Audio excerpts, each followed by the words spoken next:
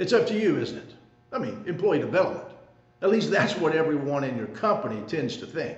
Many look to you for, well, direction on how best to cultivate the most critical resource in your organization, and, well, that's people. However, in spite of knowing how important people are to the success of your organization, your leaders and your managers can easily overlook intentional employee development and training in the rush to get things done. Production can obscure development. And soon, production suffers because, well, their team members aren't equipped to perform. And when leadership slides and employees disengage as a result, all eyes are really back on you to fix the problem. Do your leaders show vision, motivation, and ownership in their own performance, but really sometimes struggle to develop the same qualities in their team members? You see, employee development or people development sets your organization up for growth, and honestly, it sets it apart from your competitors. Today, I want to share with you really following 5 ways your leaders can benefit from employee development to help you really ensure a healthy bottom line and a productive workforce.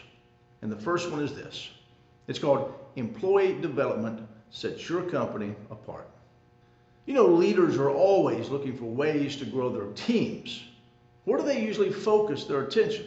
Well, many look to increasing production, but that's honestly the wrong focus. How does someone grow a company? Well, by growing the people in it. If you really want to see your organization expand, then focus on equipping its leaders to grow more leaders. You see, leaders must believe their people are worth the time, they're worth the effort and the energy and the resources that developing them requires. Unfortunately, many in top positions don't really start there. But those who are really dedicated to achieving the best for their organization need to invest, well, in people. They need to believe in their value their dreams. I mean, that's where the greatest potential of growing an organization really lies. Former Secretary of Labor Robert Wright pointed this out. He said, if employers fail to upgrade their workers, then they're trying to be competitive only with their capital. Anybody can replicate physical capital, but the one resource nobody can replicate is the dedication, the teamwork, the skills of a company's employees. If your managers develop others, they can become a really 1 in 1,000 leader. Secondly, employee development assures growth. Achieving success, well, it's not easy. Plenty of companies said to have been built to last, well, they just don't. Even some of the giants who seem invincible don't remain successful forever. So what would give your organization the best chance for sustainable growth and success? Well, again, I go back to developing and training people. Many of us come from the paradigm where, well, the leader is connected to everything of importance in an organization. Author James A. Belasco and Ralph C. Stayer liken this mindset to really what is called the buffalo herd. It's where everyone waits around to really see what the head buffalo thinks and what the head buffalo wants to do. In doing so, they begin to, well, argue and become less productive. Organizations really need to be less like herds of buffalo and really more like flocks of geese, flying in that V formation. Why? Well, to share the load. And when leaders and managers take this kind of approach, well, honestly, everyone has the potential to lead, at least in some area of capacity. Now, never forget that leadership is the art of helping people change from who they thought they were to really to who they ought to be. Third, employee development empowers others to fulfill their leadership responsibilities. Too many leaders become a lid on their teams or organizations. The typical lid is really a person who possesses a leadership position but doesn't know how to lead yet. Because they can't empower and motivate people, their area of responsibility, well, many times suffer. But there is another kind of lid leader, and that's the competent person who won't share their responsibility, won't share their knowledge. And people development, by its very nature, shares responsibility for getting things done. People development is more than just teaching. It's really transforming. John Quincy Adams said this: If your actions inspire others to dream more, learn more, do more, and become more, you are a leader. You know, when a leader gives someone responsibility and authority, not only to learn, but they also start to fulfill their leadership responsibilities. That action transforms people and organizations. And if your managers want to improve their departments, well, they can really do it by, well, improving the leaders within the organization. If they want to grow, well, they can grow the leaders themselves in the organization. By increasing the number of leaders and making the leaders they have better, the potential of really your team will increase greatly. Number 4, employee development empowers the leader to lead larger. You know, it's a common problem in upper management circles. Many leaders don't want to share responsibility with others because, well, they don't want to lose any of their power. But leaders who share their leadership with others don't actually lose anything. Instead, they gain.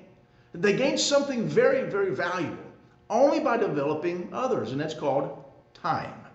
You see, your leaders will be freed up to do more important things like thinking, envisioning, strategizing.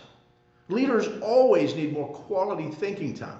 Yet because most leaders have a bias towards action, they often don't have it.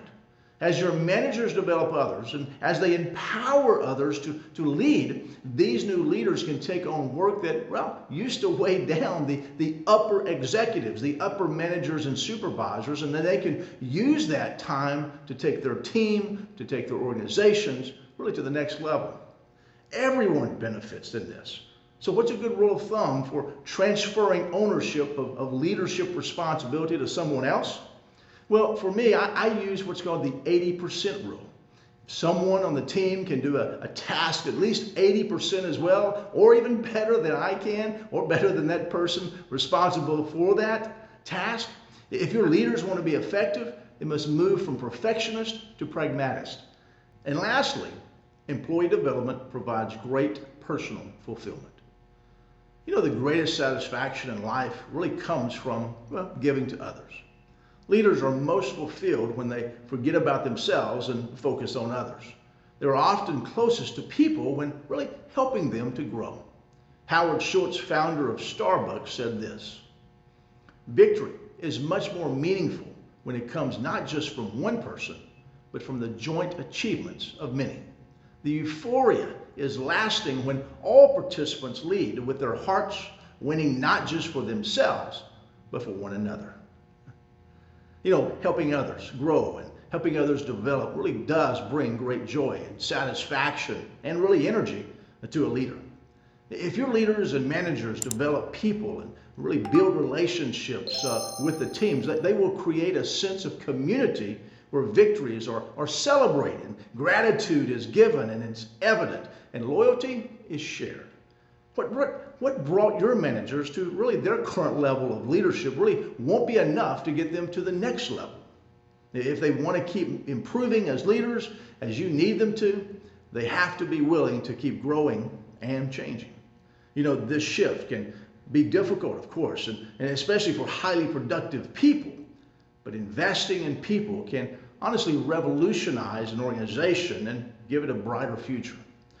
Bottom line, though, is for your leaders, it is impossible for them to give or to help others grow without honestly helping themselves grow first. That's what really makes employee development a win-win for everyone in your company. I hope you understand that basically as we continue to grow ourselves, we would continue to grow our companies. And as our companies grow, definitely we all become better.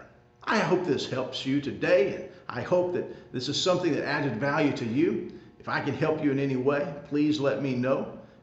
There's a link below this that I have some other opportunities for you to take advantage of. I wish you the best and keep moving forward. We'll see you soon.